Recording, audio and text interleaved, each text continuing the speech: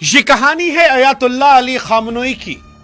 ये कहानी है एक साधारण मौलवी के सुप्रीम लीडर बनने और फिर इजराइल अमेरिका के एक मिसाइल स्ट्राइक में शहीद होने की। 28 फरवरी 2026 की रात में जब ईरान की हवाओं में मिसाइल छोड़े जाते हैं और खामनोई की मौत की खबर आती है तो यह एक सल्तनत के शांत होने की आहट थी। वो सल्तनत जिसे अली खामनोई ने पिछले 4 दशकों से ईंट दर ईंट खड़ा किया था, जिन्हें ईरान में वली फकी यानी खुदा का जमीन पर नुमाइंदा माना जा रहा था, लेकिन अब इतिहास के पन्नों में वो दफन हो चुके हैं। अमेरिका और इजराइल बार बार कह रहे हैं कि ईरान संभल जाओ, वरना जैसे हमने तुम्हारे रहबर का खात्मा किया है हम तुम्हारे मुल्क का खात्मा कर देंगे। ईरान से लेकर हिंदुस्तान पाकिस्तान तक में उस रहबर के लिए खून बहाने की होड़ लगी है। लोग बदला लेने की बातें कर रहे हैं। अब सवाल उठता है कि खामनोई कौन थे?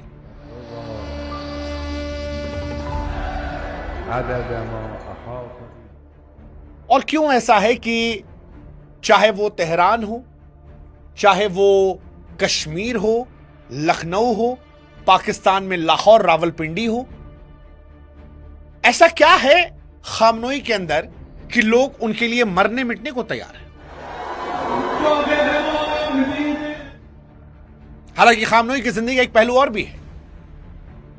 दुनिया का एक हिस्सा ऐसा भी है जो उनकी मौत पर जश्न मना रहा है। ईरानी भी जश्न मना रहे हैं। 86 साल के बुजुर्ग मौलवी की मौत से वो खुश हैं और इसीलिए आज हमको लगा कि आज कहानी सुनाए खामनोई की कि कौन था वो लड़का जो मशहद की धूल भरी गलियों में एक साधारण मौलवी घर पैदा हुआ और फिर दुनिया के 5 सबसे शक्तिशाली इंसानों की फहरिस्त में शुमार हो गया। कैसे उस दौर के आजाद ख्याली मॉडलिंग वाले ईरान में पले बड़े खामनोई ने धर्म और राजनीति को आपस में जोड़कर एक ऐसा साम्राज्य खड़ा किया जिसने परमाणु बम की जिद में आज अपने देश को कंगाल किया, खुद को शहीद किया और अब उनके नाम पर विश्व युद्ध की आहट जो है वो नजर आ रही है। आज कहानी खामनोई की जिसने ईरान का भूगोल और इतिहास हमेशा के लिए बदल दिया।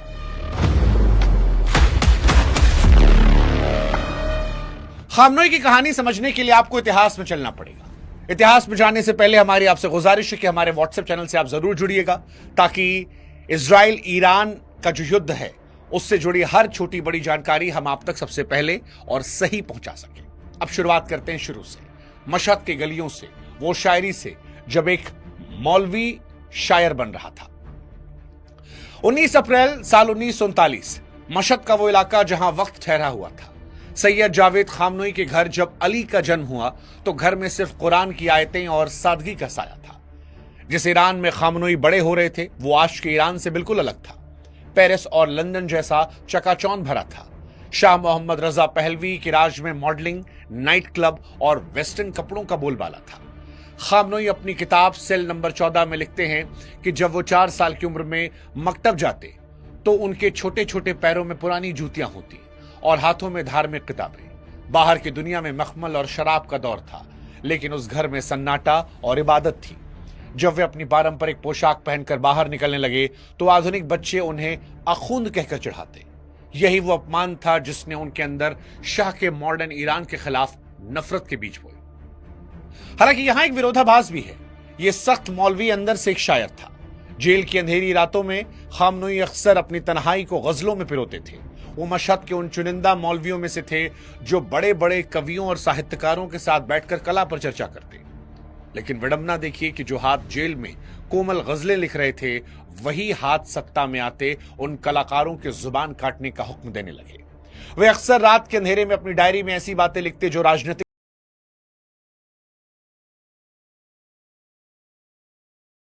में तब्दील हुई और कला उनके लिए वही रह गई जो शायद उनकी राजनीतिक सोच में फिट हो रही थी।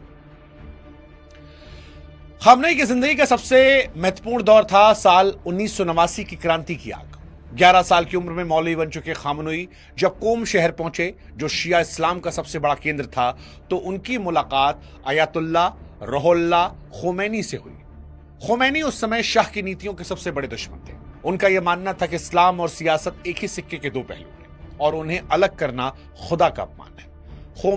खोमैनी के ऐसे मुरीद बने कि उन्होंने अपनी पूरी जवानी जेलों और विद्रोह के नाम कर दी, कोड़े खाए, यातनाएं झेली, लेकिन कभी पीछे नहीं हटे।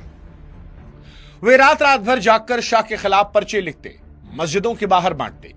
फरवरी 1989 में जब शाह की हुकूमत ताश के पत्तों की तरह ढह गई और खोमैनी पेरिस से वापस लौटे तो खामनोई उनके राइट हैंड बन चुके थे।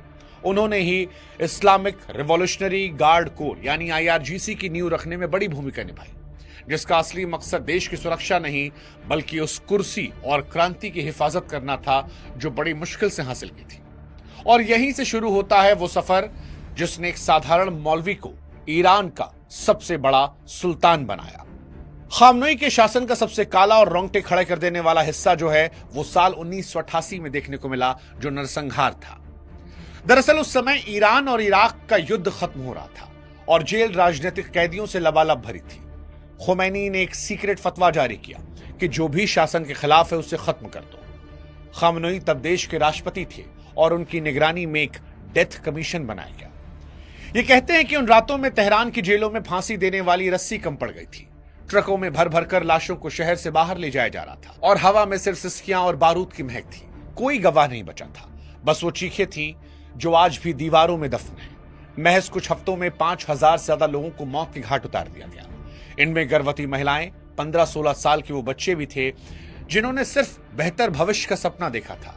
खामनोई ने इसे गद्दारों के लिए खुदा का इंसाफ करार दिया। उनकी क्रूरता ने उन्हें खोमैनी का उत्तराधिकारी बनने का वो पक्का रास्ता दे दिया जिससे अब पीछे हटना नामुमकिन था। और यहीं पर आता है वो फतवा जिसका बदला दशकों बाद लिया गया, सलमान रुश्दी के खिलाफ फतवा। साल